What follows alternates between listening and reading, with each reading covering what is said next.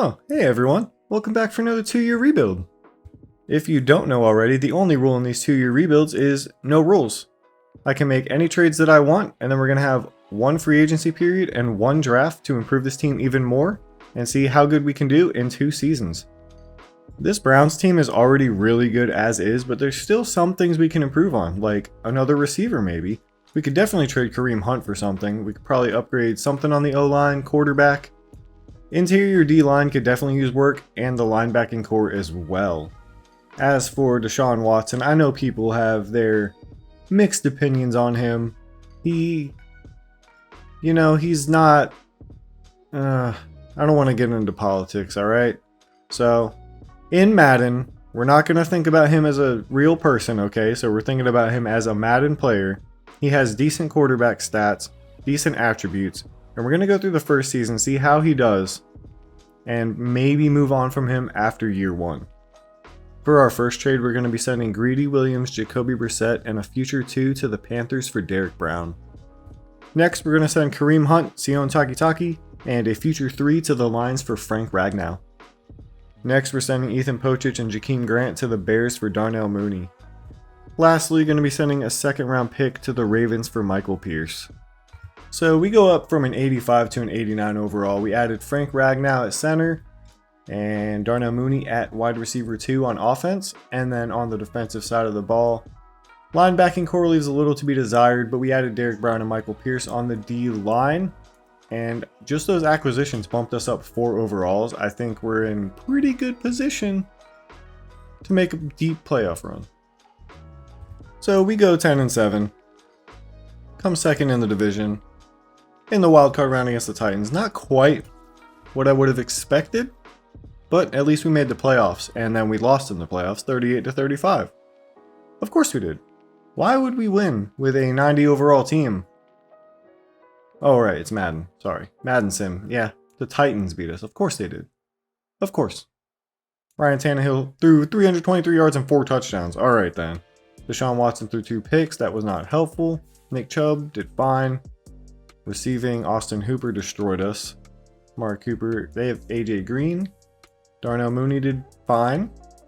And I mean, maybe Deshaun Watson's the problem. We'll find out when we check out his season stats.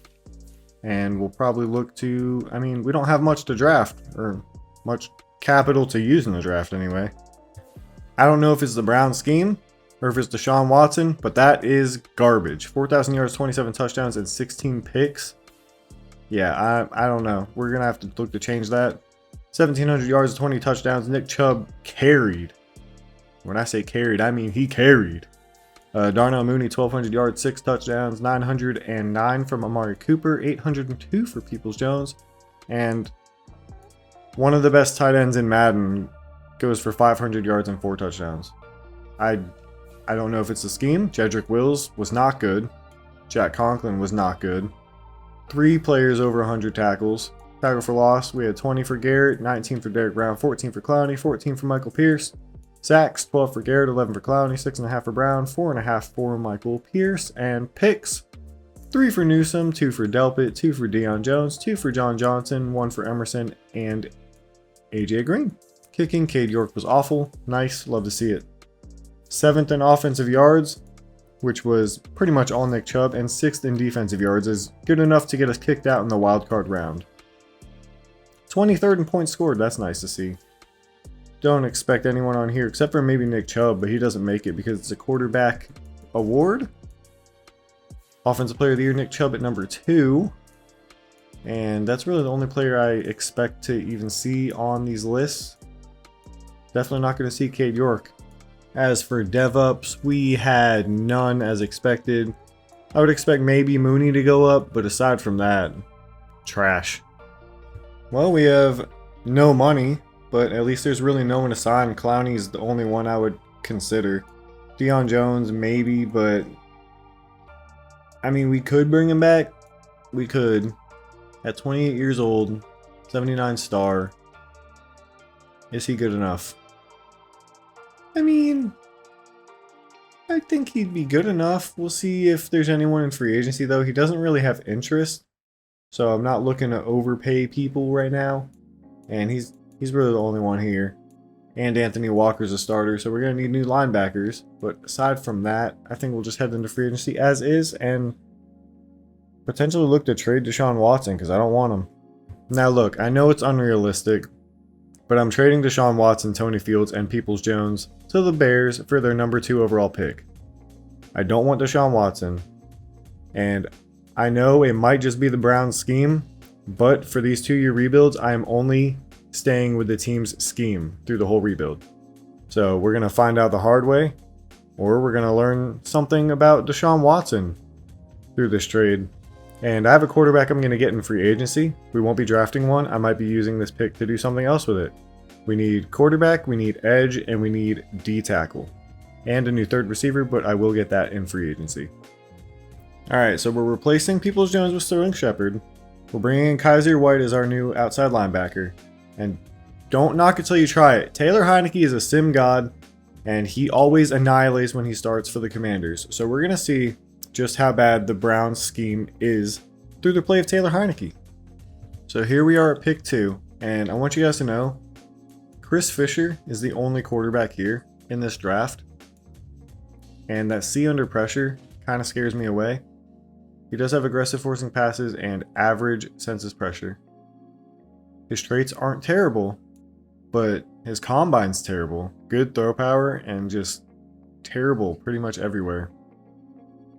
With his skills, B deep, B medium, A short, B throw on the run, he does have A awareness, C break sack, C under pressure.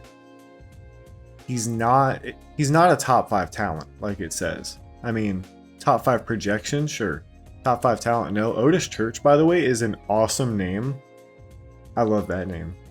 But if we can't get a linebacker or a D lineman here, I'm going to trade down. Curtis Shields, solid speed. He does have A finesse, B power, and B block shedding. That's pretty nice. He's not fast, but I mean, a 4.56 is solid speed. Does have elite excel and great strength though. Huge trade alert. So we're trading with the Commanders. We're trading our pick 2 and our 4th round pick to them, and just someone to free up a little bit of cap for Chase Young, Jamin Davis, and a future 2. Huge. Alright guys, I used that future 2 to trade up to the 1st pick in the 3rd round. And you might not agree with what I'm doing here, but I'm taking Otis Church, okay? He has ideal, plays well within and outside, so he's balanced. He has beautiful passes, he has tight spiral, throwaway. He should have all those traits. And good throw power. He's better than the first quarterback at the combine in my opinion. Under pressure is his only thing that's holding me back, but at the same time, he's hidden dev. If he is better attribute wise than Taylor Heinicke, we may have just found a solid starter going forward. Otis Church, what a stellar name too. In the 4th round, I went ahead and drafted Philip Dean, hidden dev right outside linebacker. And I'm drafting this guy just because we already got Church. Now we're getting Priester. Oh man, we're going to the Super Bowl for sure. Alright guys, heading into year 2, we are lower overall, but when you downgrade a quarterback by 11 overalls, that's what's expected. The numbers are worse, but ideal sense of pressure and ideal forcing passes and balanced QB style. Sometimes I think throwaway is good to have, but at the same time, if you don't have throwaway, he's just going to throw it to the receiver instead of throwing it away. And if he has ideal forcing passes, he's not going to force it into places he can't, right? Heinicke has throwaway and tight spiral. He is better in some areas like break sack and throw under pressure, but his throw power is 82. And I think Otis Church can honestly get it done. If he can't, sue me. I don't know. But on the defensive side, we have Jamin Davis and Kaiser White. A little bit of a downgrade at linebacker, but could be okay. It's not too much of a downgrade, to be honest. And then we add Chase Young to take over at our DN spot that was left vacant by Jadeveon Clowney. And outside of that, it's pretty much the same team. Should be good enough. Church has so much around him that he should be fine. Like, there should be no problem for this team to get to the playoffs and hopefully the Super Bowl.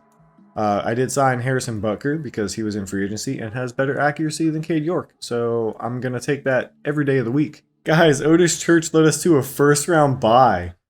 Oh my gosh, 14-3? No way. No way, Otis Church.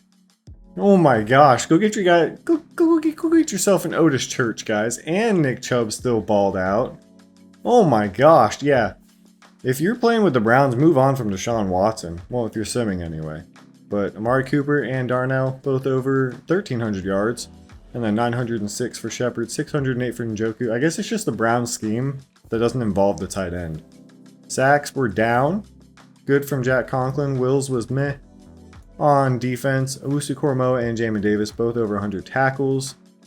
Tackle for loss, we had Derek Brown, Chase Young, and Garrett in double digits. Sacks, we had 21 from Myles Garrett, 14.5 from Derek Brown, 12.5 from Chase Young. Oh my gosh, Otis Church is the guy. And Butker did better than Cade York did last year, second in offensive yards. Oh lordy. Alright, we're going to be taking on the Broncos in the divisional round. Otis Church, bring us home. Take him to church.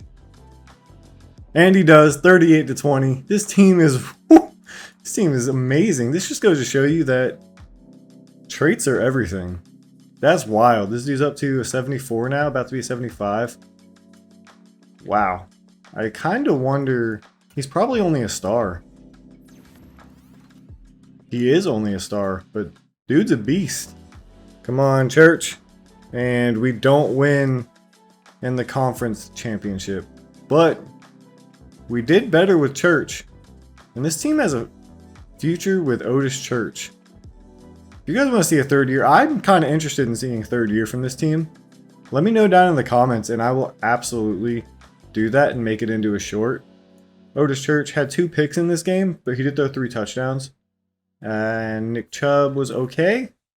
Receiving, you know, it is what it is. Blocking is what I really want to see. Only 1 sack allowed by Frank Ragnow. And I think it looks like the defense might have just not shown up. But those 2 picks are probably really what did us in that game. But hey, we made it to the AFC Championship with a 3rd round quarterback who was not good. He just has a good name and traits. And Otis Church and Darnell Mooney are up to superstar.